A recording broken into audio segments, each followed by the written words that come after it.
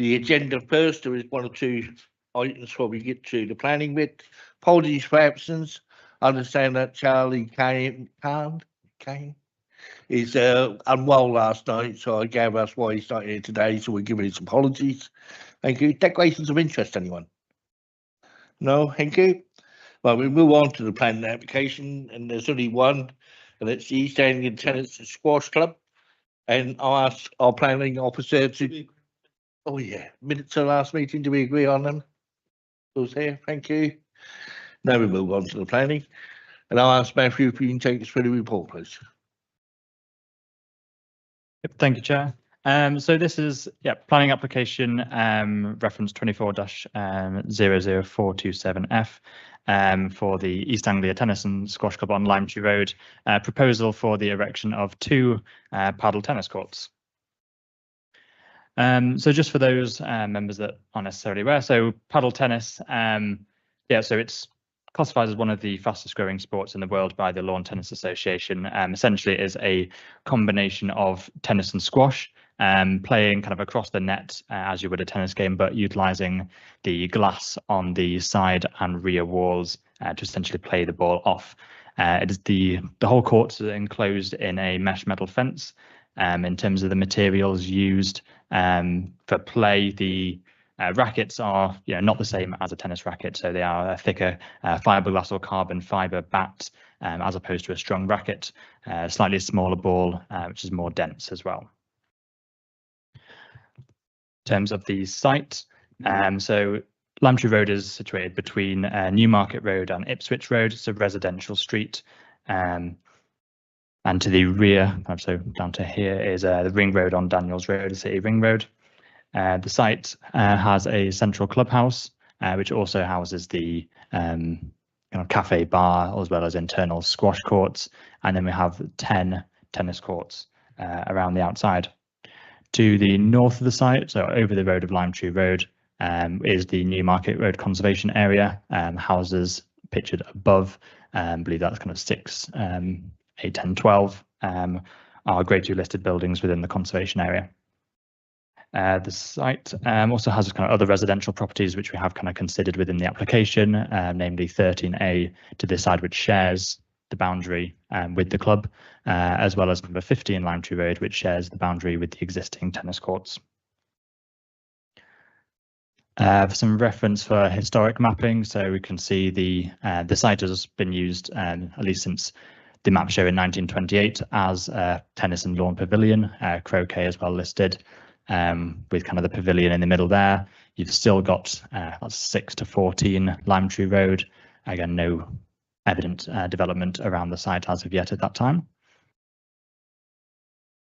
Again, taken forward to 1959 layers, you've got evidence of the East Anglia Tennis and Squash Club, the clubhouse and the 10 tennis courts as pictured. Not listed in this map, there was also a court 11 within this, essentially where the proposed site is. That was removed via application 4-1996-0226 when it was changed from court 11 to a car park, or extending the existing car park. So the site plan as existing. So you can now see kind of all the developments in place as existing, 6 to 12 Lime Tree Road, 13A and 15, as well as wonderful Plantsman Close and other properties on Plantsman Close around the rear of the site. So those have been considered within the application, primarily the ones to the north of the site, in closest proximity to where the paddled tennis courts would be proposed. And this is just a slight zoomed in image of the proposed site. So a clear view showing the existing 37 car parking spaces to the front, along with 5 to the side. Sorry, just going back to this one. So they're proposing as well 19 car parking spaces to be marked out. This area to the rear currently is unmarked, but as there's no change in size proposed, we're assuming that this can be kind of labelled as 19 parking spaces as is shown on their proposed plans. So that gives the total of 61 spaces which, sorry, I should have drawn your attention to at the beginning of the updates report. So it does list within the report 51 spaces, but that was an error. It should be 61 spaces with a loss of 24 spaces overall. An additional update I will provide as well, which is the opening times. Just for clarity, it does say on the Sundays, the proposal will be 9 till, the existing is 9 till 4, and the proposed for Sunday 10:30 till 5. The club does have the ability to open later than 4 o'clock, 5 o'clock on a Sunday as existing. That's not controlled by any planning conditions. They just have reduced they've maintained the reduced hours from COVID, but they do plan to kind of open the whole club for longer on a Sunday in the future. Paddle will still be restricted to the 5 o'clock finish on a Sunday. So that's for the updates. So this is the proposed site. So essentially they'd be removing 24 spaces over this area. Some arguments were made about that there wasn't as much of a loss due to this being a gain in parking spaces, this being an overspill parking area. We're not considering that as relevant for this because the site is as existing. It can be used for parking, so we are considering the overall loss of 24 spaces. Still giving, I believe this is for 13 spaces to the front area, retaining 5 to the side, and the 19 in the rear, giving the 37.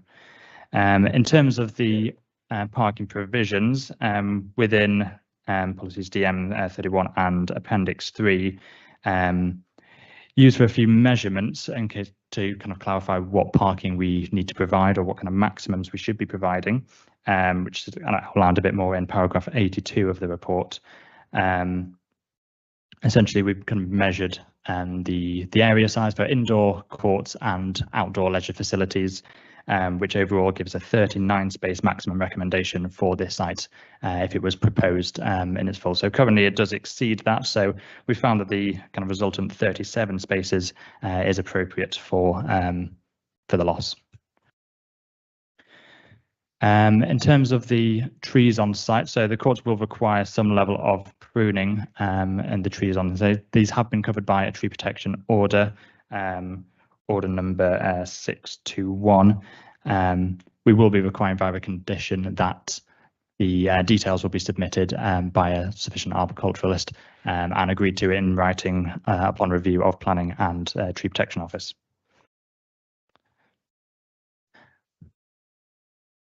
So that's zoomed in there of the site as proposed. In terms of the elevations, so the structure is 20 meters long in length, 10 meters in width across the back. Obviously, there was proposing for 2 of them. On the side, these are the glass structures. This would be about 2 meters in height with the additional meter of the glass, the metal mesh fence, 3 meters in height for the glass on these front and rear sides with an additional meter for the wire mesh fence. So in terms of providing a bit of context to the site, so here you can see we're looking kind of southeast to where the fronts of the courts would be, and 50 in Lime Tree Road to the back of the picture there where existing courts 8, 9 and 10 are. This is just a wider view of the same image. So this also shows 3 Category C trees, which are also proposed to be removed to facilitate the paddle courts. Now these have been seen as low quality and their loss overall acceptable. In terms of policy, DM7 states the protection is given to trees within a conservation area covered by a TPO and Category A and B trees. So as with these, with being Category C trees, we found the loss of them to be acceptable. There's a closer image towards 15 Lime Tree Road, so it's in proximity to the rear elevations of courts 8, 9 and 10. No such proximity would occur as a result of the paddle court being proposed, not compared to what is existing already. So it's an alternative angle of the car park and the proposed site of the courts, along with the trees on the tree protection order on the boundary, including the hedge and the Category C low quality trees to be removed. Again, this is a side-on view, kind of roughly in the centre of the court, closest toward the clubhouse. As you can see by the kind of trees and hedge, there's a good level of screening provided, which kind of supports a visual amenity. Sound is not necessarily covered by this level of screening, as we've considered. From the roadside, this hedge is approximately 3 meters in height, and that may differ slightly on this side of the court boundary, just there being a slight change in the land height. But from the roadside, that is a 3-meter screening hedge. This will be effective in summer, but obviously it will be more visible for the courts during kind of autumn and winter when there's lower leaf coverage. The leaf coverage, which is in when there's coverage, will also kind of help with the lighting screening. So this is a photo taken towards the side of the court, closest to the clubhouse again, as facing onto Lime Tree Road. And that's a view toward the clubhouse, kind of with a back to Lime Tree Road, courts 8, 9 and 10 on the left. And this is a view, again, from the rear of the court towards what would be 13A Lime Tree Road, just kind of pictured at the rear there.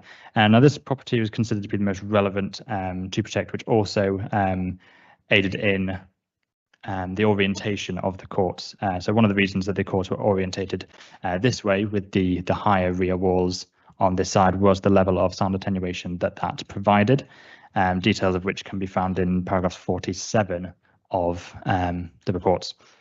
Although this was a kind of minor change, it did have some minor detriment in terms of sound attenuation to the houses across Lime Tree Road with the just a metal fence on this boundary. So less sound attenuation. Again, a breakdown can be seen in paragraph 47 and section 5.1 of the noise assessment that was provided.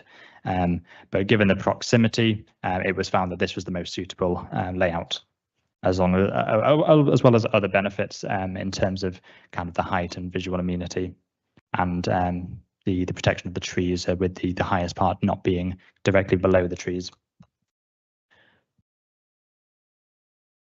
So this is a closer image of the boundary with 13A Lime Tree Road. So it's kind of limited screening, some trees, but kind of not the same level of coverage as is on Lime Tree Road. Kind of a low-lying fence as well. So in terms of the kind of considerations that have been given to noise, with this one being kind of in its proximity that it is, we were referring to different levels of guidance. There's no strict set of guidance provided yet for paddle courts specifically.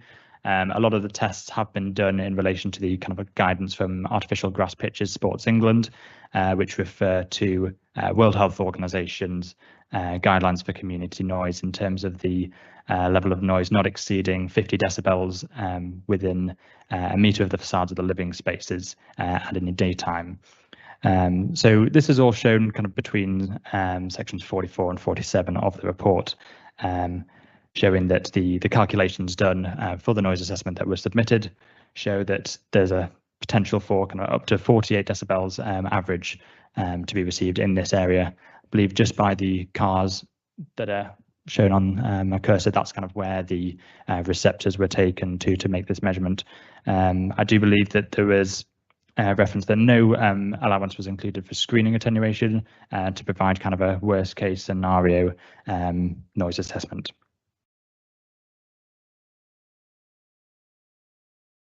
So further assessments that were taken were commissioned by the residents to kind of essentially review the noise assessment that was submitted by the applicant. This also included some kind of discrepancy in what baseline assessments were used to make these sound measurements. So although the World Health Organization kind of recommended this 50 decibels as a guideline, although it's not specific to paddle, it's specific to artificial grass pitches, which some can be found kind of in close proximity down by the Hewitt Academy and the goals pitches there as well, which do take into consideration balls hitting fences, noises, shouting. So it is, it does hold some relevance, but though, I appreciate it's not specific to paddle. Also, some disagreements were made by various consultancies between how the impact on these properties at the back. So this is all 6 to 14 Lime Tree Road. Obviously, the exact distances do vary from the paddle courts depending on which house you're looking at.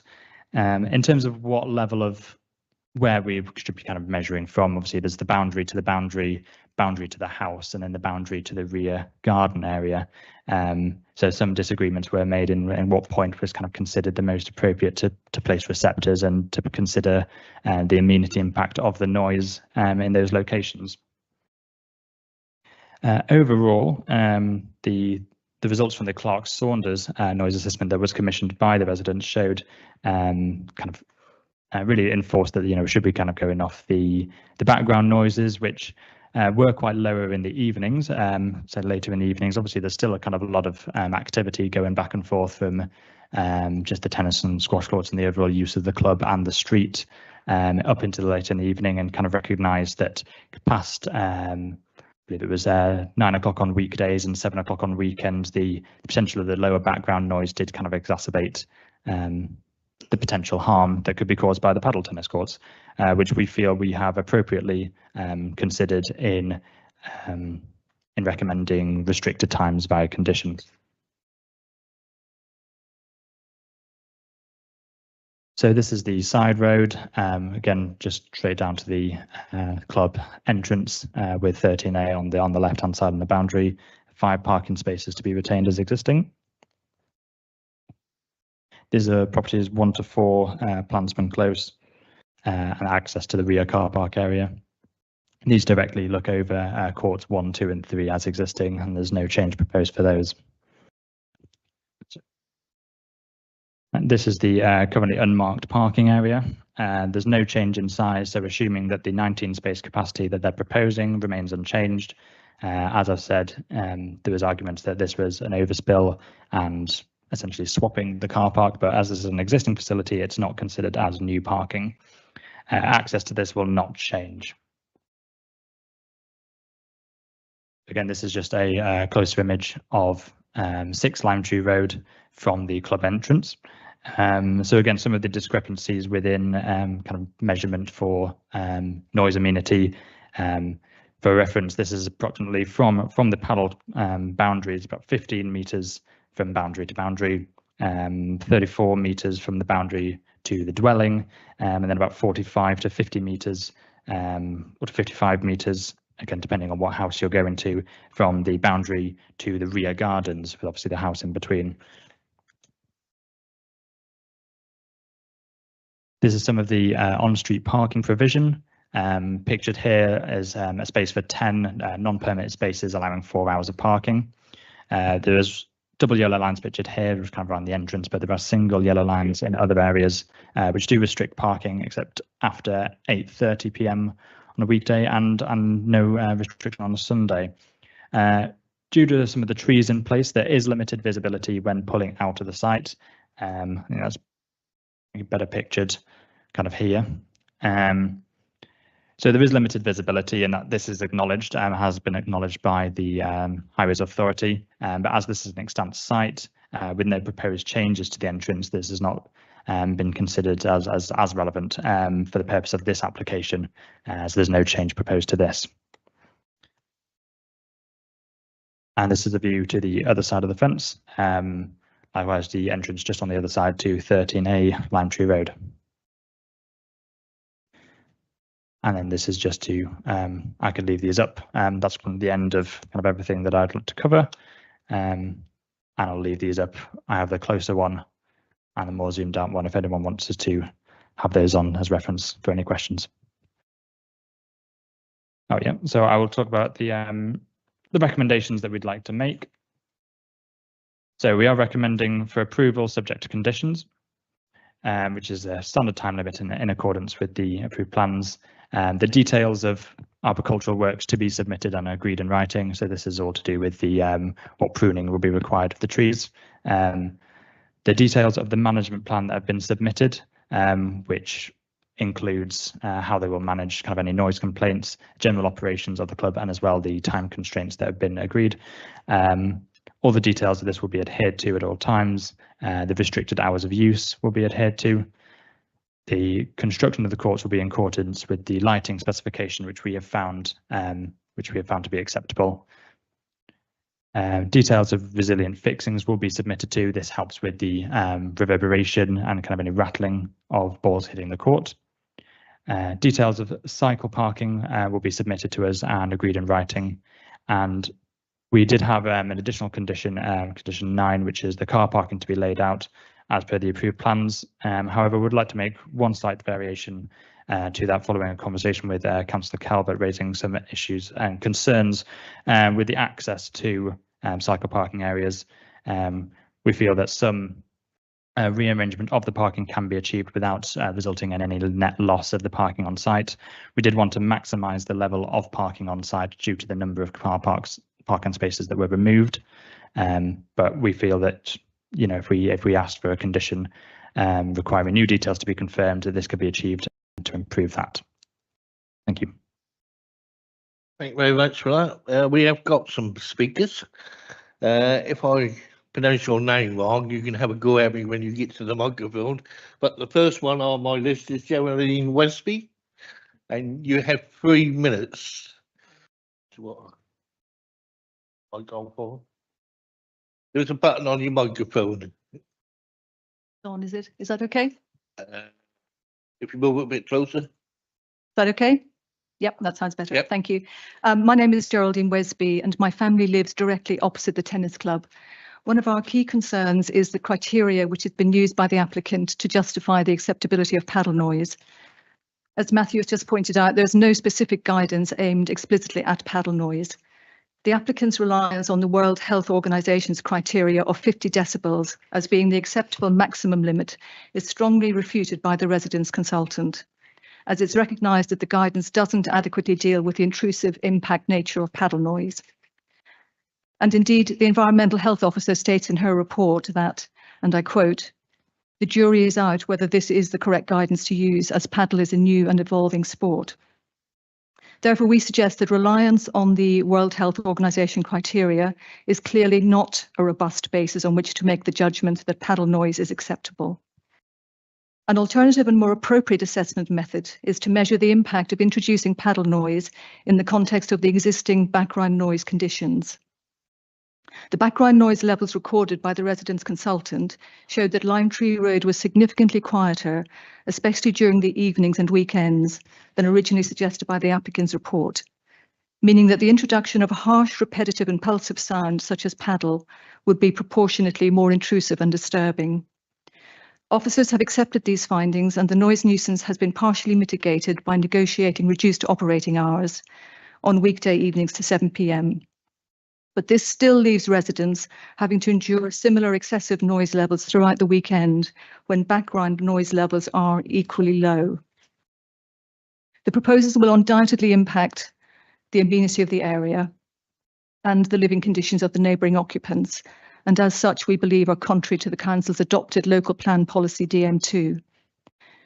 The Lawn Tennis Association itself recommends that sound mitigation be provided where paddle courts are within 30 metres of residential properties. Number 13A is only 24 metres from the courts. The Environmental Health Officer did explore the provision of an acoustic barrier, but stated in her report that it would have an unacceptable height impact. Sorry, I'll repeat that.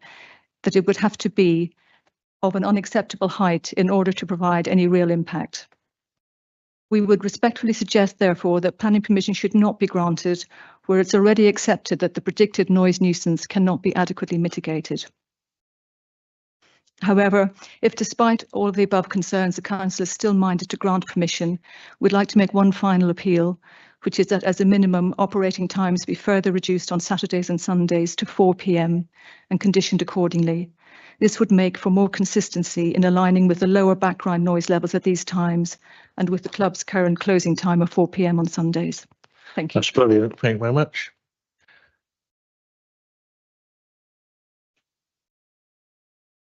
Okay, thank you. Next one is Siobhan McGrath. I knew I'd get your name wrong. Don't worry, that's all right. Can everybody hear me? Lovely.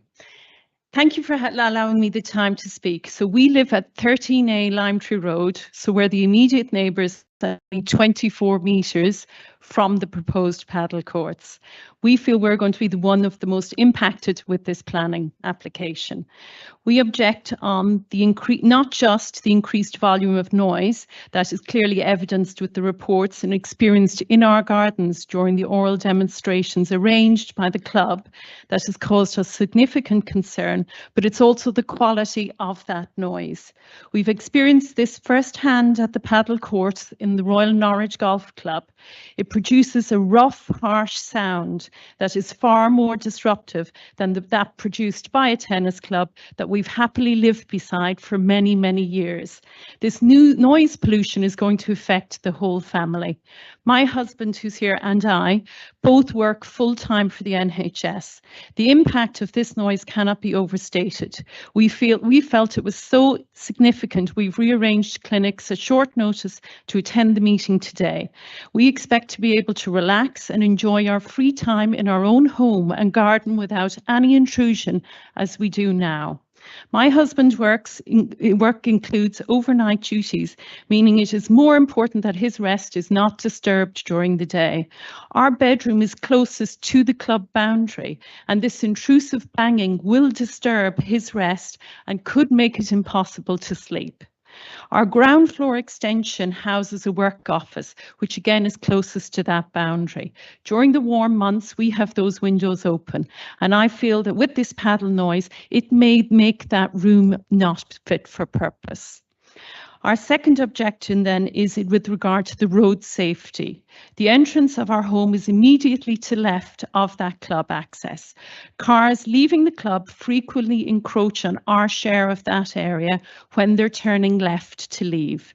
There has been several close calls where exiting the club when cars exiting from the club do not pay attention to their left side and pull out across our path without due care and attention. They're clearly not expecting any cars exiting from our driveway. We are anticipating with an increased volume of cars due to the paddle courts, and therefore there's going to be an increase of near misses and accidents. Potentially there could be 16 more cars at the changeover point, and with the reduction in the number of car spaces, we anticipate there's going to be traffic movement higher at the current rate in and out of the club. We're really concerned about these increases of risk near misses and are worried of a collision. Thank you.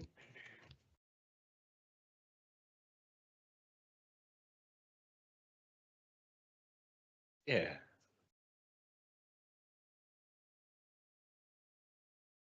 Our next speaker is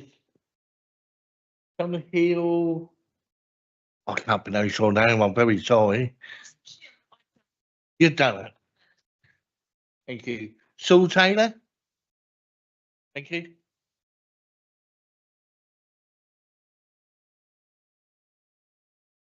Hello, I'm Zoe Taylor, representing myself and Ian Galloway from number 6 Lime Tree Road, directly opposite the club. We strongly believe the sound of paddle would irrevocably damage the peaceful, calm nature of this historic street. Our property and many others are Grade 2 listed on the boundary of a conservation area. The courts would be both audibly and visually hugely impactful on this location. We're alarmed and concerned that no images or drawings of the streetscape have been made available. We've not been able to see the potential impact of the 3 to 4 metre high metal and glass screens just inside the boundary of the tennis club and directly in front of our property. Our concern is such a utilitarian structure will detract from the setting of the listed buildings and damage the nature of the adjacent conservation area. With regard to the time restrictions, the proposed time restraints do little to appease the discomfort that will be afforded residents. Realistically, this would mean potential play taking place during all or most of the hours that we might wish to be outside of our properties. In the summer, we want to be outside during the daytime, more so at weekends, bank holidays, when the ambient background noise is much diminished, making paddle appear even louder. We're subject to many restrictions on how we may alter the frontages of our properties. We've recently categorically been refused the opportunity to install double glazed windows during restoration project, these windows being approximately 35 metres away from the proposed courts. From the sound demonstration heard from my bedroom, it was also clear that being in any of the front rooms with windows open would be intolerable. This is obviously desirable during the summer. My home becomes a place where no one, old or young, could rest or nap peacefully whilst paddle play is taking place. With regard to mental health issues, my family are not all neurotypical. Without going into too much detail, I would like to be clear that sound sensitivity is a huge issue for us. Random, sudden, repetitive noises can cause significant anxiety, a fight-flight type response. And over time, this can build, will cause significant stress and strain, particularly if we're unable to find peace and quiet within our home. And I'm sure we're not alone with this. We've also been contacted by the family at number 78 Plantsman's Close, whose son suffers from ADHD. He uses their outside space to regulate and relieve his symptoms and would find the repetitive noise very distressing in their garden, which is adjacent to the tennis courts.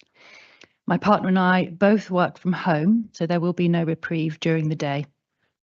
Finally, we would like to say that we're not against paddle itself. We strongly believe that paddle is a game suited to sporting facilities and locations that are not in residential areas, where residents' quality of life and mental health will be affected so detrimentally. Thank you. Thank you. Pauline Bryant. Thank you. You have 3 minutes as well. Thank you. Pauline Bryant, resident and NHS worker. I think it needs to be considered very important to balance the needs of those who wish to play paddle with those who want to enjoy other forms of exercise, for example, walking. Many members of the wider community choose to walk through the conservation area because it's quiet and peaceful. Dog walkers, new mothers, those rehabilitating following illness often walk past. The development will impact a much wider community than the immediate neighbours, and it will be impacting people for many years to come. It is important to consider the physical and mental well-being of the wider community today, tomorrow, and when we are all gone. It is our duty to protect the environment. Many of those who live in the community near the tennis club, for example, in Plantsman Close, are vulnerable. They're elderly, they are frail. They have not been consulted. I have concern that statutory requirement 6C to advertise on site for development affecting the character or appearance of the conservation area has not been followed. This means that this wider community of people who will be affected have not been consulted and are not aware. Thank you. Thank you very much. Our next speaker is Sybil Booker. That's going to be read by Bridget Stevens. That's correct. Thank you. On behalf of Sybil, I am one of the oldest residents of Limetree Road, having lived there for over 50 years alongside the tennis club. My house is listed and situated in the Newmarket Road conservation area. The proposed paddle courts are to be built right up to the club's boundary along Limetree Road. The distance of the paddle courts to my house and others is the width of Limetree Road, which is less than 20 metres. I am therefore in the firing line and very worried about the new noise I will be subjected to. My bedroom faces the tennis club and I have no double glazing. I very often sleep during the day and I'm fearful of the intrusion this new noise will have. Due to my health, I do not leave my home very much. With limited mobility, my front garden, which is south facing, is the most accessible outdoor space where I derive pleasure. The noise reports submitted by the tennis club stated front gardens opposite the club are just used for parking. This is not true. My front garden and others are predominantly grassed. Tables and chairs close to the access door provides outdoor enjoyment. I fear this sanctuary will be diminished by the noise generated from panel. Tennis balls regularly end up in the road and in my front garden. The addition of 2 open paddle courts built close to the boundary of Lime Tree Road will add to this nuisance, which is dangerous to vehicles and pedestrians alike. Under the proposals, the number of cars parking at the front available for members will reduce from 37 to 13. Given the tennis club is a centre for tennis able, a scheme which promotes inclusive tennis, covering all disabilities, there are no specific disabled parking spaces allocated in the plan. This needs rectifying. Thank you.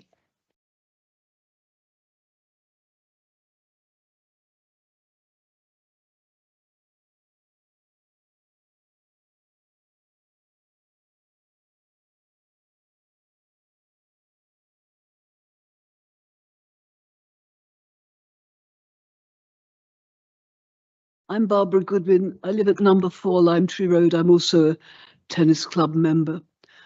Paddle is well known to be a noisy game, with the hard fat making a gunshot noise as it hits the ball, and the ball bounces off the metal and glass walls, and the players quite often shout a lot. That's why planning applications for paddle in residential areas are hotly contested. Bath, Bournemouth, Brighton, for example. The proposed courts will affect the well-being of immediate neighbours, as you've heard, 13A, 15, 6, 8 and 10, by impinging on peaceful enjoyment of their gardens and their indoor space. Our house number 4 is slightly further away from the tennis courts, but our garden seating area is on the south side of the court, facing the tennis courts, with no buildings intervening. The noise demonstration on July the 31st made it obvious and convinced me that the paddle noise could be seriously intrusive and would adversely impact our enjoyment of the garden, especially throughout weekends and evenings. The fact that the EHO has recommended limiting the playing hours is an acknowledgement that noise will constitute a nuisance to neighbours. The limitations that are suggested have not gone far enough because, as you've heard, the background noise at weekends is much quieter, and therefore paddle would be far more intrusive and disturbing.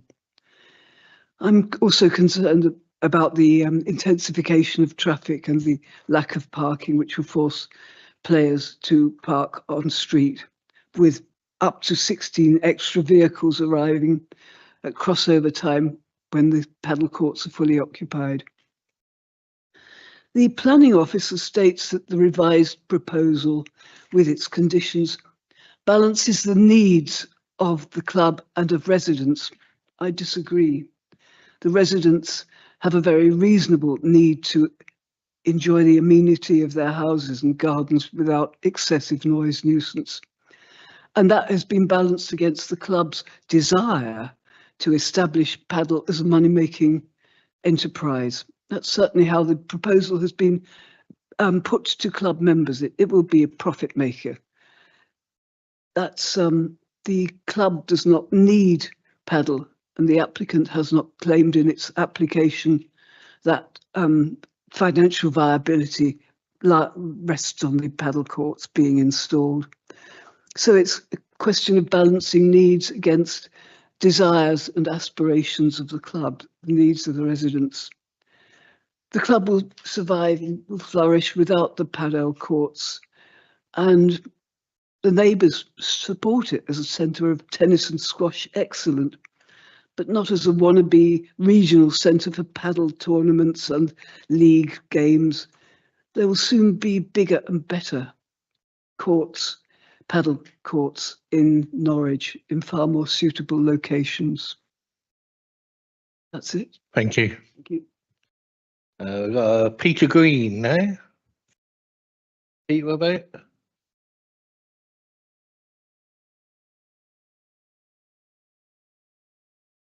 Oh, Bridget. Haha. This time I am Bridget. Yep. Me and my family have been residents of Lime Tree Road for almost 20 years. I am a member of the East Anglia Tennis and Squash Club and have played there for some time. I do not support 2 paddle courts being installed in the existing car park of the tennis club, as they will significantly impact our ability to enjoy our homes and gardens unconditionally. The existing tennis club is surrounded by houses on all sides. As local residents, we are familiar with the hum of the road, sound of tennis, and have lived alongside tennis. Seriously demonstrated noise will be a nuisance. The trees along Lime Tree Road and within the club boundary are all deciduous, so will provide little protection from the noise breakout 6 months of the year. To be clear, I'm not against paddle tennis in principle. In fact, I have invested in a paddle bat to help me understand more about the dynamics of the game. Unlike a tennis racket, a paddle bat is capable of making noises akin to gunfire, and this is an opinion shared by countless observers nationally. Having heard the live demonstration, living next door to paddle will be like living next door to an outdoor squash court with added amplification. The frequency of strokes played per game of paddle is in the order of 10 shots per rally, compared to tennis, which is an average of 2 to 4. The dynamics of paddle are evidently more invasive and completely different to tennis. There are examples of where paddle court objections have gone to committee and have been rejected on noise grounds, the most recent being the Lansdowne Tennis and Squash Club. More alarming are paddle installations previously passed by the Brighton and Hove Council and also Enfield Council, which are now subject to noise abatement notices with the threat of closure due to the actual noise being worse than expected. To mitigate the expected noise issues, some conditions have been recommended by the planners. One is to implement a complaints process to deal with noise, including loud and antisocial behaviour. This condition is unenforceable as there is no mechanism to monitor the club's adherence to this policy. Also, and based on personal experience and that of other neighbours, complaints about noise at the club have not been acknowledged from the management, let alone a response. In reality, complaints will inevitably end up being lodged with Norwich City Council for a remedy. I respectfully ask the committee to consider all the above points and the impact paddle will have on our home and lives. Thank you. Thank you. Right, Peter Green. Thank you. You have 3 minutes as well. Thank you.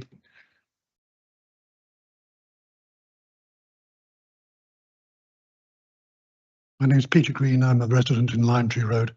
I'm also a member of the tennis club. My house is a bit beyond the 30 metres, which is recommended by the LTA for the furthest. I'm sorry. For the furthest that a paddle court should be. Though a lot of my neighbours are a lot closer, as you've just heard.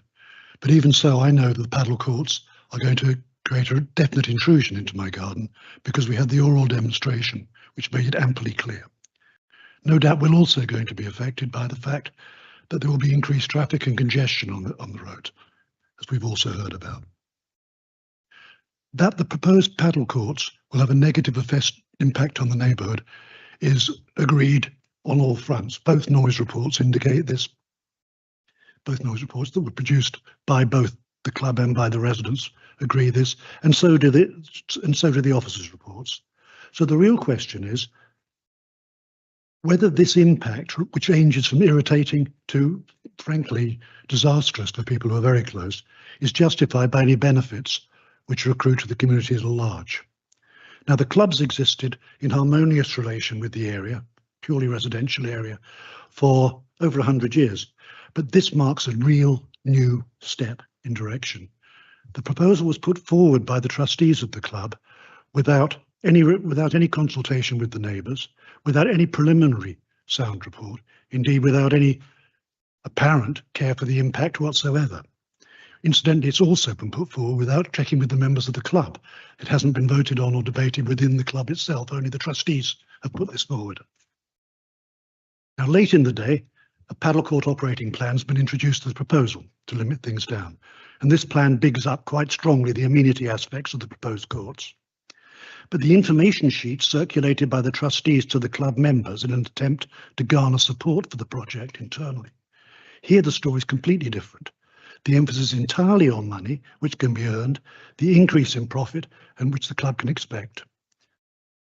Paddle's a great new racket sport, and the LTA supports it, and why not? And it's fun to play. I've played it. But it's noisy, and it's raucous, and it's suited to open areas and industrial areas. The council's already approved 3 courts at Whiffler Road, and I know the David Lloyd Club is actively planning courts, and no doubt there are others in the pipeline which I'm not aware of in Norwich. In these circumstances, to parachute in 2 paddle courts to the purely residential neighbourhood of Lime Tree Road and Plantsman's Close, right on the edge of the conservation area, and cheek by jowl with a row of listed buildings. And the primary object of this is to enrich an already perfectly financially sound club. It's just frankly flat wrong. Thank you. Thank you.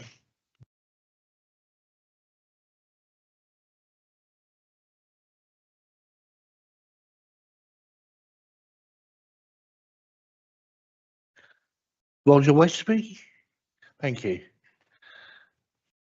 Thank you very much. And I have you have some, 3 minutes. I have some slides. for Yes, the first- if you just want to let me know when to change yes, each thank you. image, I and have I'll the do that. first one now. Thank you.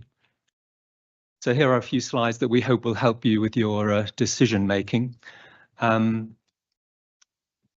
Is that the first slide? Yes, it is one, yes. So there you can see number 13A in the background with the separation of only a low fence. And you can see that there's very little foliage screening present during half the year. And as you've heard, the boundary is just 24 metres from the proposed courts, below the LTA's recommended minimum distance of 30 metres in the absence of screening.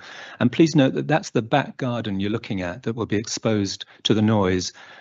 Just imagine a Sunday afternoon in this back garden with both courts in play. Personally, I find it unbearable. Next slide, please. This is the other side. This is number 15, with the boundary just a length of a tennis court from the proposed courts, and the ends of the paddle courts will be where those far cars are. Next slides, please. The next 2 slides show the proximity of the listed buildings on the opposite side of Lime Tree Road. Note that the trees are deciduous and that the hedge will offer ineffective screening of the 3 to 4 metre high metal and glass structure, so it will be clearly visible from the road, obviously detrimental to one of the city's conservation areas. And the next one, please. And this is a bit further along. And you can see the first floor windows there, mainly bedrooms, which are single glazed, offering little resistance to the noise. Next one, please. And these are the courts in Dis. And note that the Dis Club felt it necessary to increase the height of the netting above 3 to 4 metres, presumably to prevent balls from flying outside the court boundary. And these courts are in the countryside, well away from a road. On Lime Tree Road, there's already an issue of tennis balls landing onto the road, and the paddle courts will inevitably increase the frequency of this happening with the associated increased road hazard. Next, please. This shows a much more appropriate picture of how well used the existing car park is used. The highway officer has commented that there is ample overflow parking available on the street, but this isn't borne out by our experience. Parking on the road outside the club is regularly full, as shown on the next slide, please. And note this white car here. This will be unseen by drivers leaving the club. And the next slide, please. This shows some of the issues experienced at the site entrance. The lack of visibility caused by parked cars, plus this tree, plus the foliage, means that cars have to pull right out into the road before they can see oncoming traffic from the right. So they wouldn't be seeing that white car in the previous slide. And the last slide, please. And here, this actually shows what can happen. The black car there, it looks blue actually from here in the middle, leaving the club, coming towards the camera, hasn't seen the oncoming traffic and has been forced to swerve to the wrong side of the road to avoid collision. So yet another loud honking of horns. That's it, thank you. Thank you very much. Have everyone spoken except for Kate? Who wants to speak? Yes. Thank you. We now got Councillor Oliver.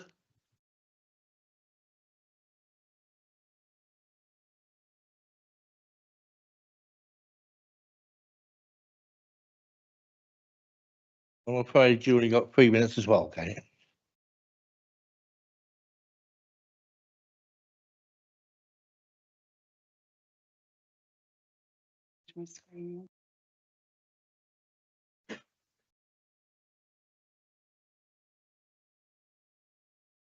Thank you, Chair. Thank you, members.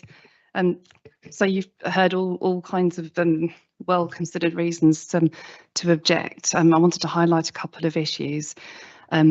With regard to the loss of 24 parking spaces, the paddle courts would be open for public access. So it's not only that there would be the loss of spaces, and you've just seen on the slides of the impact of that, but there would be extra, more cars.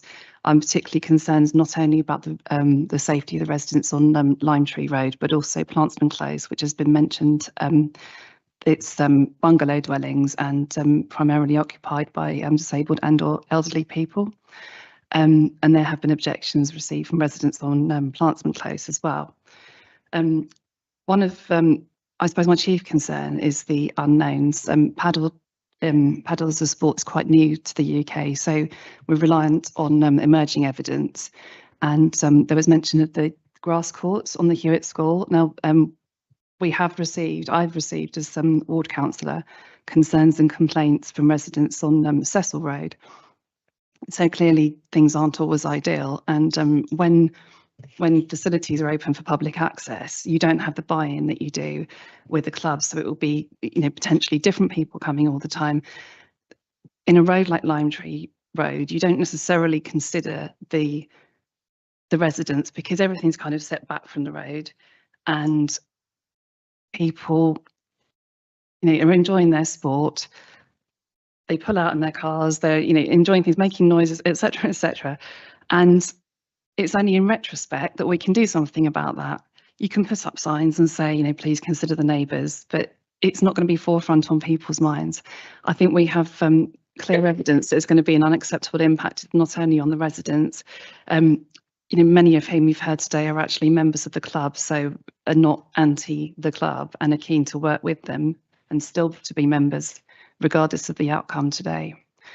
In July, I went along in the evening to the demonstration of the likely noise impact, and I have to say I was quite surprised. I, prior to that, hadn't really heard of paddle. I didn't think it would be any noisier than squash, for example. But the nature of the court, squash is completely contained inside, whereas paddle has the mesh that the ball will hit against. So inevitably, there's no way that you can acceptably mitigate that, because it is a noisy sport by the nature of it. I was put in mind as well, when you go out to the countryside, you hear intermittent shots to scare off wildlife from crops. And that's what it reminded me of. I think with regard to noise as well, it's quite contextual. And what might appear to be acceptable, say, if you were on a main road or far away from homes, does have a massive impact. And I visited different properties and was able to hear the noise and how it would be likely to impact. And yeah, I was, objectively quite surprised. I wasn't expecting it to be as disturbing as I found it to be. Thank you. We have got the applicant here, or representative from the applicant, Ian Quinton.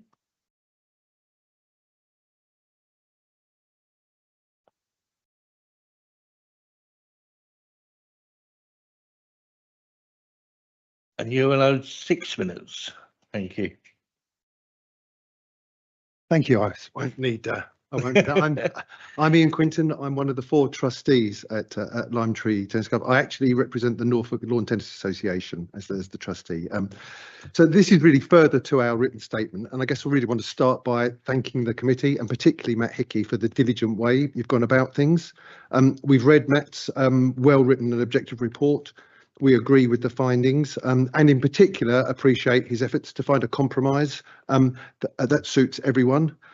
If granted, I will confirm on behalf of the trustees that we will abide by the conditions and recommendations. We are an established club. We know how to run a rackets facility, and therefore you have our commitment to ensure that this exciting proposal works in a way that maximises the benefits for the members and the people of Norwich alike, whilst respecting the concerns of our neighbours. And I therefore commend this application to you. Right, did the planning officer or anyone wish to come back on the questions the people sent? 2 minutes?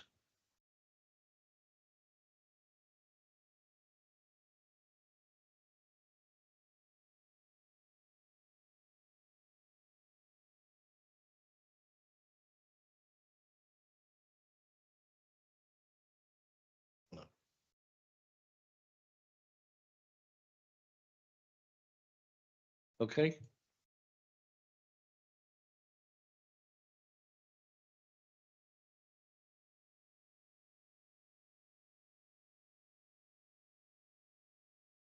Okay, we just wanted to come back on a couple of points, if that's okay. The first thing was about consultation. One of the neighbours raised an issue about our publicity of the application. The Development Management Procedure Order sets out our requirements for publicity of planning applications. I can confirm that we have consulted neighbours surrounding the site, so the red line is drawn around the entire site, not just the location of the proposal, and that neighbours on Plantsman Close therefore were sent letters in the same way that that neighbours on Lime Tree Road were. In terms of the erection of a site notice, it's our view that this doesn't impact upon the character of the conservation area. So therefore, a site notice was not erected, but neighbours within 10 metres of the boundary were consulted via letter. Thank you. And then one. Sorry, I've got 2 things there. So it was mentioned in some of the representations that essentially the nature of the use of the club would be changing in terms of its public access.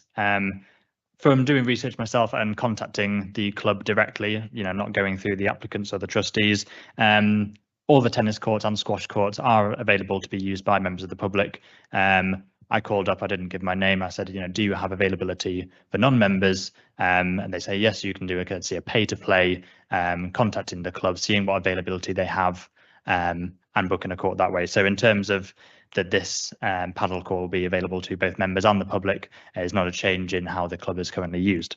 In addition, disabled parking was mentioned. The applicant hasn't included any provisions for disabled parking. There is not currently disabled parking provision on site. We also wanted to maximise the number of spaces given the amount of spaces that are proposed to be lost. However, this can be, if this is seen as required, we can request this within a new condition 9 regarding the layout of parking spaces. We can have that reviewed to hopefully include that and minimise any further loss of parking spaces overall. Thank you. Thank you. Members, questions, not comments or anything like that. Questions, because if you make a comment, I'm not coming back to you when we have the comments. Liam. Thank you, Chair. There's been various mention of distance. There's been a 30-metre kind of cut-off mentioned. Could you confirm the distances from the paddle court to the various points on 13A? It's a bit unclear whether that's a garage or amenity space or living space or what have you. Could you be able to confirm that for me? Yep. So the essentially from taking this point, central point of the 2 paddle courts measured from 24 metres, which was measured to the boundary. Anything further than that is obviously additional on top of the 24 metres. This area is the rear garden side of the property and front of the property. I believe the speakers mentioned that this side was a bedroom, if I'm correct. Yeah, office and bedroom. Thank you. And sorry, similar question just about the distances to the houses on Lime Tree Road. It does look like the front gardens are primarily parking and the rear gardens are about 100 metres from the site-ish? Not 100 metres, no, roughly around 50 metres average once you get to the middle of the garden, yeah. No, to the back of the house. To the back of the house. To the back of the house and the start of the garden, roughly 50 metres. Like I say, that varies depending on which angle you're going at to which house. And they're quite long back gardens, aren't they? Fairly, yes. Yeah, Yeah, thank we visited one, a good sized back garden. Yeah. Thank you. Appreciate it. Carly. Thank you, Chair. I've actually got a couple of questions, all for officers, I think. I just wondered, during the sound test that's been referred to, could you just explain a little bit more about what happened there, and was there any sound mitigation in place during that test? On the road safety points, we've seen the issues with visibility. Is there any sort of device that could be placed, like a mirror or something like that, and could that be conditioned? And finally, do we have any data on the car park, normal car park usage versus capacity? Okay, I'll start with the first one. So essentially, yeah, the Clark Saunders kind of oral demonstration was done on the 31st of July, kind of about 8 p.m. to 9:30. So what was done there was the consultancy recorded a live paddle game from different receptor points, and then essentially, I don't remember the technical details exactly, but essentially we replayed that through large speakers, put it several different points within the site at a decibel level similar to what was picked up and recorded on the day. So those were then played out. We essentially, kind of myself, Sally, and many members that have spoken today, went around and listened to the recording from different points and different neighbours' gardens around the site, just to get a bit of an understanding as to the level of noise. That's kind of a representation. Because obviously we have got the two courts. I believe one court was measured and recorded. That was then played. So a secondary duplicate was made, put at a slight delay, and then the two recordings played on a loop. I believe it was approximately about a 2 minute, 2 to 3 minute set of data that was then put on a loop to record. Sorry to be a pedant, though.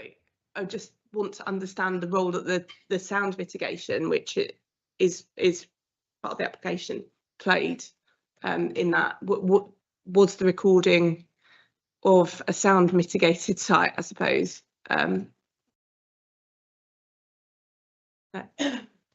wasn't any mitigation. It was just played how. So it was just the game. It was just the game being played. It wasn't mitigated in any way. Okay.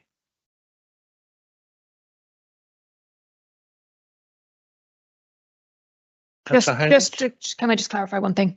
There are no specific measures within this proposal for noise mitigation, aside from the limits on the opening hours and the management plan, etc. But there's no physical measures that deal with sound attenuation, other than the fact that the courts are orientated this way, which enables the most sensitive boundary, which is that between the courts and number 13A, to be the glass screen rather than the metal mesh, which is a solid structure and would offer some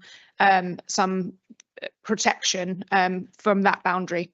But there are no other measures within this proposal that deal with noise mitigation. Councillor Haynes. Other questions haven't been answered. Yeah. Sorry, could you go back and repeat the next question? So then we can. Just in terms of, it was just about the sort of transport issue. So on road safety, obviously there's that blind spot. In some, you sometimes see mirrors opposite. Is there something that could be, erected, and a condition being made on that basis? And just on car parking capacity, I'd just like to understand if we've got any numbers in terms of, any data that helps us understand actual car parking usage. In terms of the usage, no, we don't have any data to hand to be able to answer that, other than kind of what's been essentially advised by the applicant, saying that they do feel that the use of the club will be able to kind of function within the parameters of the layout. In terms of kind of policy, kind of going back to kind of the guidance of Appendix 3 in terms of what parking we should be providing as per our local plan, which kind of does say a guideline of a maximum of 39 spaces based on the area of the indoor courts and the area of the outdoor courts. Just answer on the visibility question. It's what we really need to remember in this respect is that it's an existing access. It currently has limited visibility. The highway officer has acknowledged that if this were a new access being proposed, we would ask for changes. However, it's existing, and we haven't heard from the highway officer that there have been any sort of high level of accidents or anything recorded there. That being said, the number of car parking spaces on the site is obviously reducing. If anything, we'd probably expect the number of car parking of trips in and out of the site possibly to reduce or stay the same. It's unlikely to be a significant increase in any case. We could a mirror on the opposite side of the road would be outside of the boundary of the site, so it's not something that we can require the applicant to do. It'd also have to be attached to land that they don't control, but it's something that we could potentially suggest as something that they might want to explore. Yes.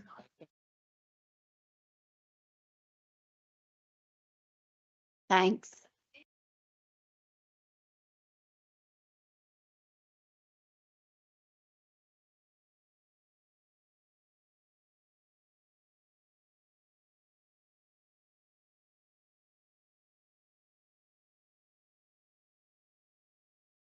Levels of actual play, because at the minute I feel like we're being asked to make an assumption that it will be low, but we haven't got any evidence. So can you explain a bit more about why the readings can be taken, why we can't be given sort of baseline level of play? Because to me, that makes it really difficult to make an evidence-based decision. Okay, I'm sorry, I'm Sally from Environment Protection, by the way. I didn't introduce that before. The day we visited the play, we went to the Royal Tennis Golf Club, sorry. It's next door to the dinosaur park. So on the day, and frustratingly, the noise levels, if we were there, we audibly listened to the noise from the paddle court, but we had other noises going on in the area from the dinosaur park. So I couldn't take clear readings on that day. So that's why they weren't made on that day. But there is, in the reports, the WBM report there, and also in the, there is actually levels that can be related to, because they had recorded a paddle game. What appendix it's in? Appendix D in the WBM report, the initial report.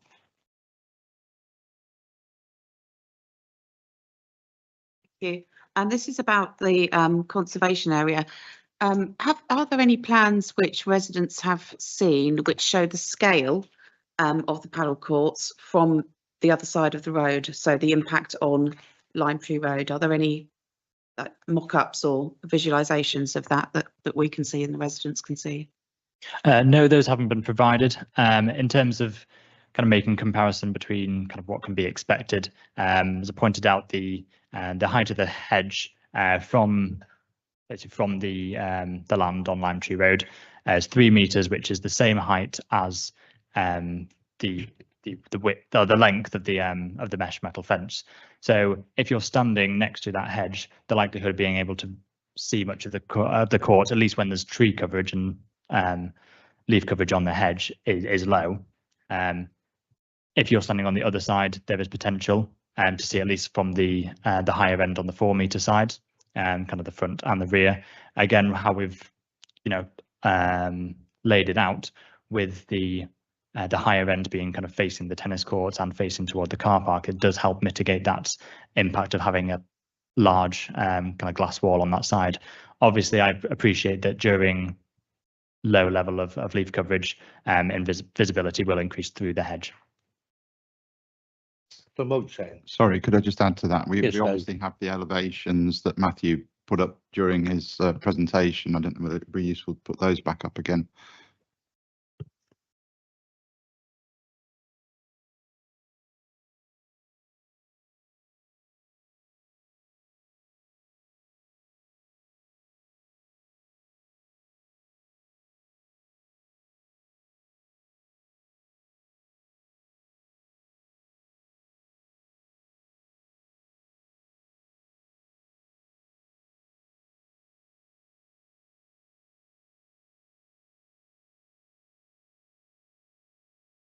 So sorry, just to make the point on that's in essence, that's what we've used to carry out the assessment of the visual impact of the proposal upon both the general streetscape and the conservation area.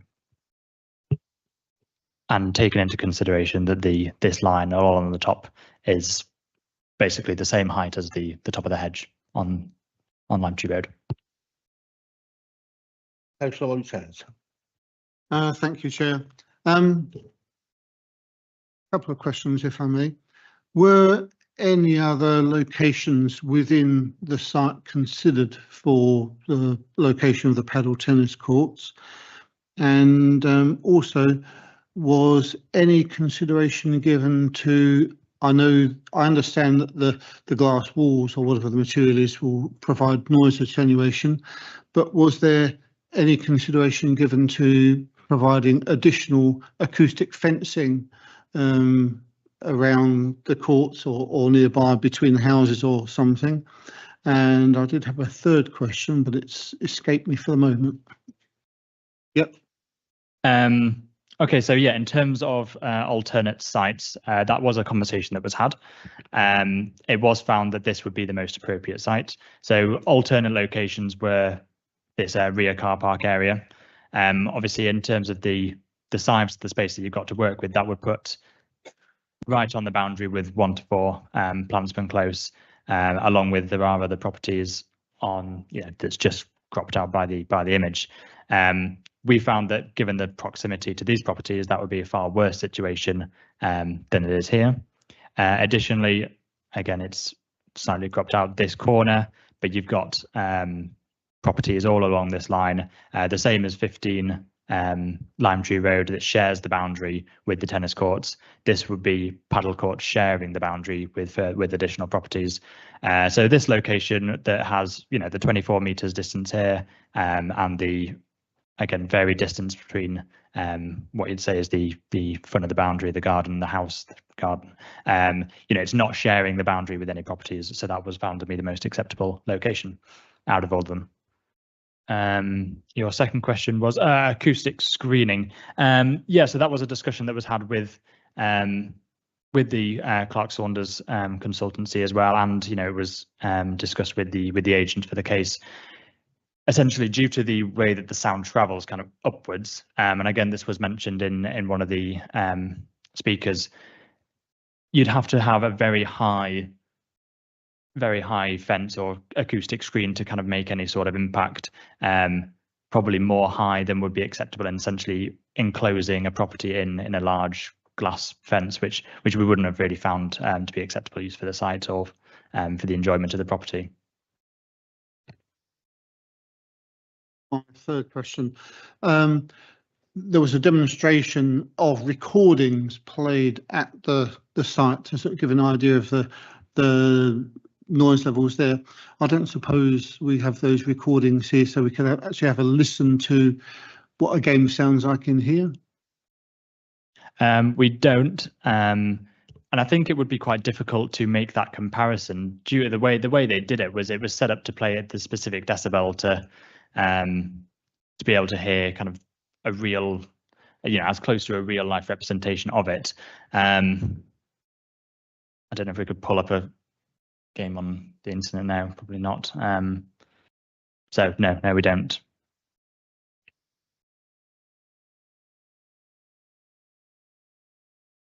I was just going to ask the same as Councillor Sands if there was a recording we could listen to, so we could hear the kind of the type of noise rather than the actual levels.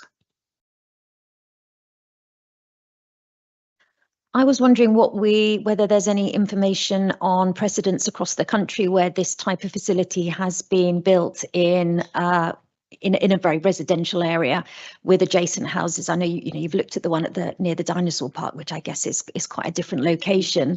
There was reference in one of the residents' talks about complaints following some other facilities. So I just wondered what the history is of these being built in a residential area and subsequent complaints. I mean, obviously, as we said all along, this is a new sport. It's been played in other countries and it's now becoming really popular in the UK. I was aware, and I did look into a court in Brighton and Hove, and they had complaints there for noise levels when they'd installed the. And I think the outcome of that was that they serve an abatement notice on the courts, but the abatement notice requested restriction of hours. So that's sort of why we're looking at the compromise, because other places that's been the issue. When the background levels drop, that's when it's noisier. So that's why we looked at restricting the hours on this application in view of what other places have done.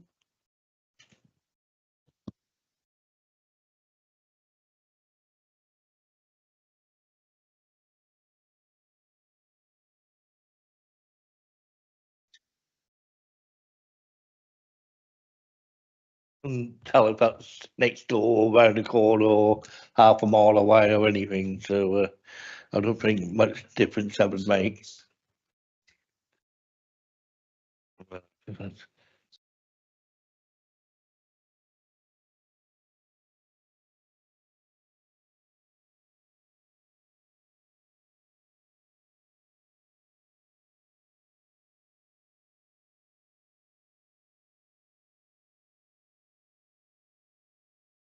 I think we've decided we'll leave it. Thank you. It's a phone call.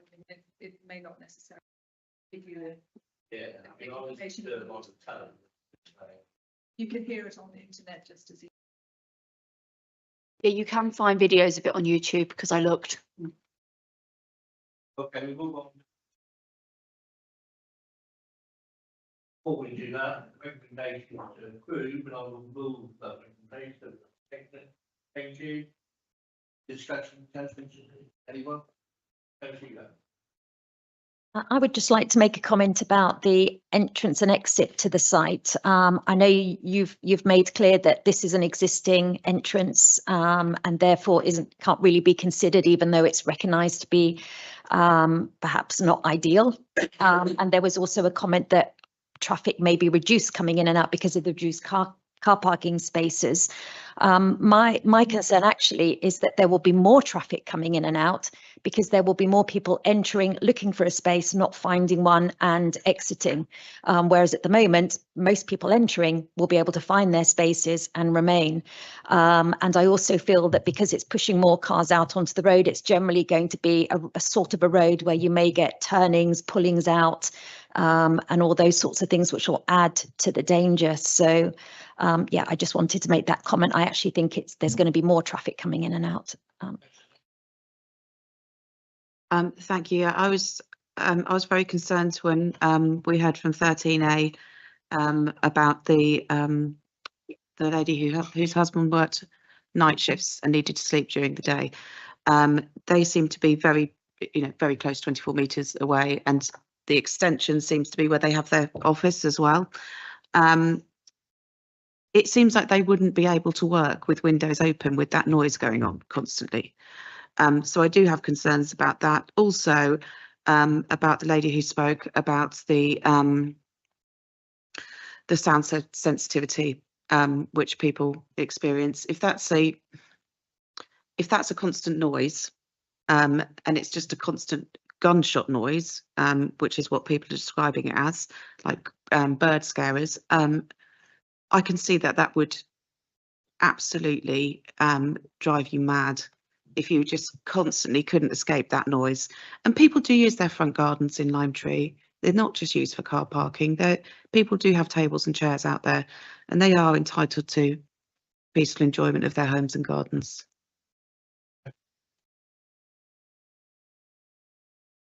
I remain unconvinced about the inability to add additional noise attenuation, and I think that the provision of additional noise attenuation through fencing or whatever should seriously be considered. And so I remain unconvinced at the moment. I mean, I came here today quite keen and enthusiastic on the idea of paddle tennis. I did have a little look at it online. I've not heard of it before, but the noise level of the game seems to be substantially different from other sort of similar racket sports. And so I do believe that further exploration of noise attenuation should be considered.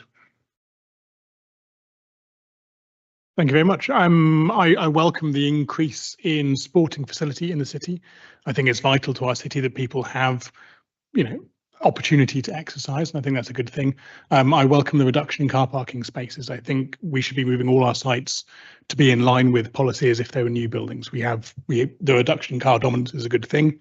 I'm pleased that you have had a look at the cycle storage. I do hope that more people will arrive by bike in the knowledge that there are limited car parking spaces. I think that's a good thing. I do have concerns about the noise, but I'm happy with how they have been measured and dealt with. I think we can only go by the evidence produced, and I welcome the officer's report on that. All in all, I think this is a positive move and I welcome it.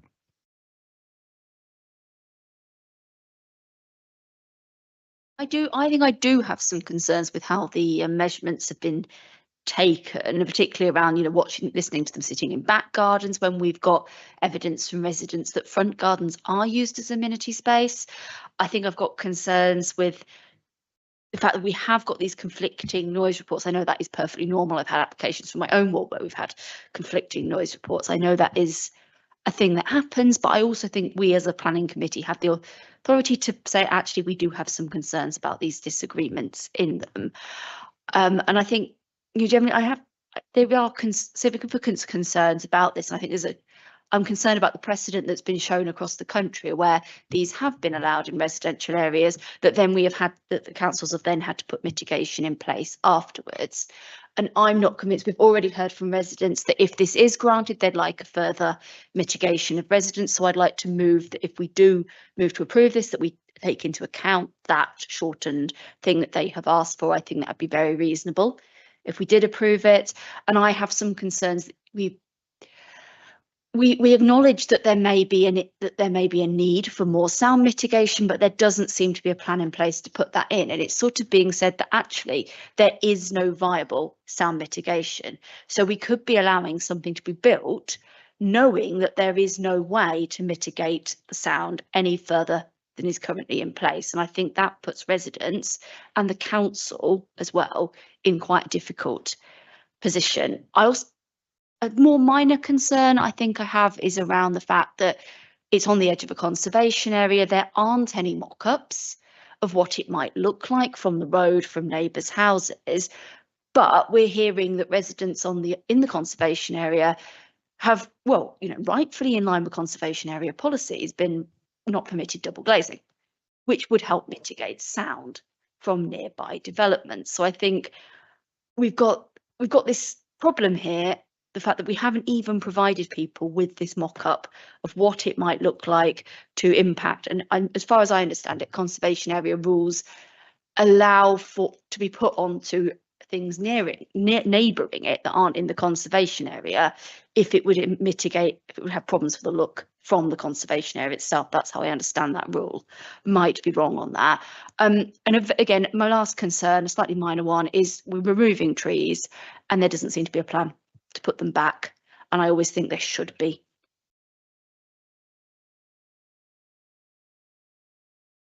Okay. Sorry, could I just comment about there's no proposal for removal of apart from the 3 in the low quality, but in terms of the TPO.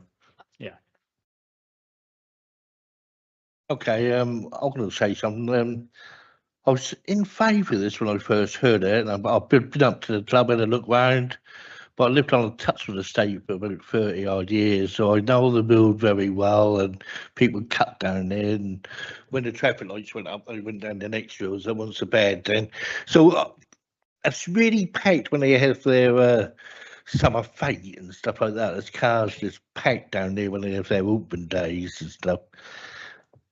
Pedal tennis, I heard a lot about it because I watch sport all the time, and it seems a really good sport for older people. I mean, even I might be able to hit one of those balls off the wall once it come back towards me or something like that. I won't be able to do tennis no more, which I used to play really well. But you don't get so much grunting and shouting with paddleboard that you do with tennis, so that might help. But I do agree with what the residents are saying about cutting the hours down at weekends and stuff, what Councillor Haynes is suggesting. So I personally, I'm going to vote in favour, but I'm going to vote in favour of cutting the hours down a weekend. Carly. Thanks, Chair. I think I'm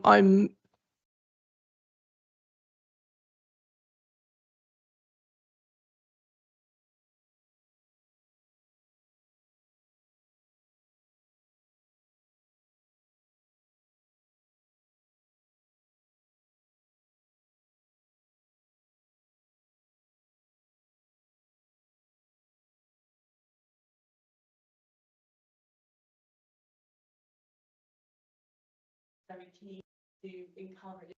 I don't know how we can get to encourage the club to, you know, to look at recommendations made. And I'd also be very keen to the club again, officers point that can't condition this, but to, you know, to encourage the club to be good neighbours and to really seriously look at what they might be able to do to address some of the road safety concerns. And to talk to their neighbours about how they might be able to do that. Encouraging sustainable travel to the site, because actually we should be doing everything to discourage people discourage people from driving like that. It is very well served. I live around the corner, so I do know the site.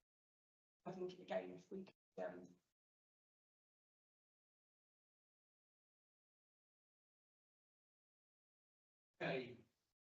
We're now at the point to vote, but we're going to move that we put in an amendment to that was shut at 4 o'clock on a Saturday and Sunday. I think that's what the residents said at the beginning. I'm not sure if that will mitigate all their problems, but I believe Saturday and Sundays at 4 o'clock is during the summer anyway. Will let the residents go out into their gardens after a certain time, and I think 4 o'clock is reasonable. But during the winter, I'm not sure how many people sleep in their gardens or have barbecues in their gardens during the winter. So I think 4 o'clock is good for Saturday and Sundays. During the week, most people are working or out of the way. I don't know what other councillors think. I need a second report anyway. Yes. Is it possible to put seasonal conditions? So do certain hours during the summer months, certain hours during the winter months? No, I would leave it the same. That would be too complicated. What day of season start? A question to officers, if you don't mind, Chair. Would be possible to do that. We would need to have, rather than seasonal, it would need to be month to month. Sure. We'd need some specification about which months, which hours are allowed and which months other hours are allowed. That would be possible. Can I just pick up on a couple of other suggestions, just in case members are interested? So we've heard about the hours limitation. That can absolutely be in a condition. The councillor... Thank you, Councillor Harper, mentioned a sustainable travel condition. It would be possible to put a condition on asking for a travel plan which encourages members to use sustainable modes of transport to site. That would be reasonable given the reduction in car parking spaces. I think that feels reasonable. And the other thing was talking about road safety. It's something we could encourage via an informative, encourage the club to explore options with the Highway Authority to improve highway safety at that junction, if those are of interest. With the seasonal proposal, could that be related to the changing clock times, you know, at the start and end of the season? That's fairly consistent, isn't it? And that seems to me a reasonably logical way of approaching that. I was speaking against putting any restrictions on until I just do it for the whole year, because you tell me when summer begin now and when winter start. Okay, it's changing every year, so let's not get into, oh, we'll have the 28th of May this year, the 29th next year. So I'd leave it at 4 o'clock for the whole year. Whole year, reasonable. Councillor Young? Yeah, I just wanted to add about the travel management plan. I think it could be really useful to have some type of signage which could indicate when the car park is full, so we don't have that extra, coming in, coming out when it's full. I appreciate that there's going to be, car parking spaces free at any point. I'm not sure how that could be done, but I just think when you've got cars just constantly coming in looking for a space at what is a very limited parking area, that could be challenging. So maybe that could be thought of in this travel management plan.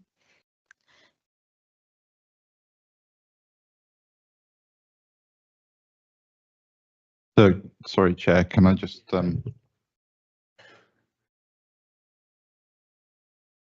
what it sounds to me, well, your proposal, Chair, is simply to vary the condition for the hours.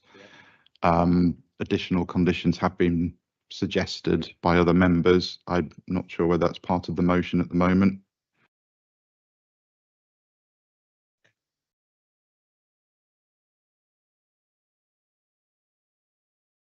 So is the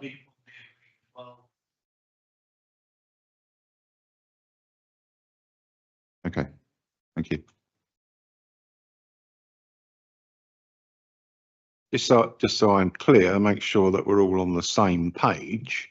So agree the recommendations, but with a stipulation on the travel plan and the amendment to hours as suggested in the report. Yes. Yes. Thank you. Could I ask that they be taken as separate items? I don't think I'm in agreement with restricting the hours so harshly. Oh, yes. Well, as separate items, yeah, I'm saying I'm happy to vote for the travel plan, but I'm happy to against the. I think we all have a vote together. But then Councillor Calvert would be in the position where he has to oppose something that he actually, part of which he actually agrees to.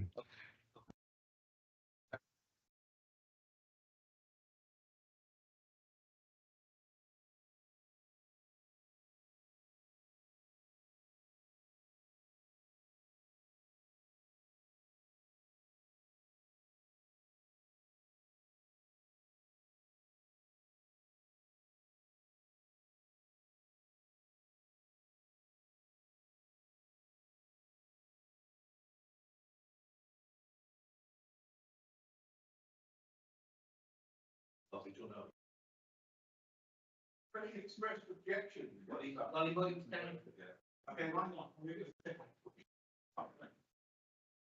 sorry.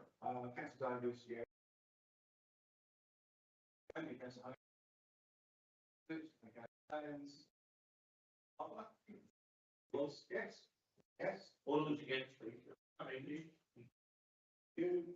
All those against. That's been balanced as well. Okay, vote for independently.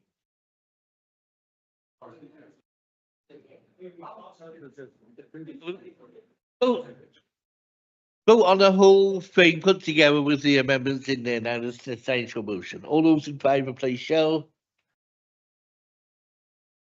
Recorded vote. Yeah, okay, so those in favour of the recommendations as amended are as follows. Councillor Driver, Councillor Sands, Councillor Young, Councillor Colbert. No, Councillor Young is not. Oh, sorry, Councillor, sorry. Councillor Colbert, thank you. And we've got Councillor Sands and Councillor Smith. Yeah. And Councillor Harper. And Councillor Harper. That in favour. In favour. Thank you. All those against, please show. Those against are indicated as Councillor Young, Davis and Haynes. Thank you. No extensions, was there? No, thank you. So that's been approved. Thank you. Now that closes the meeting. Thank you very much.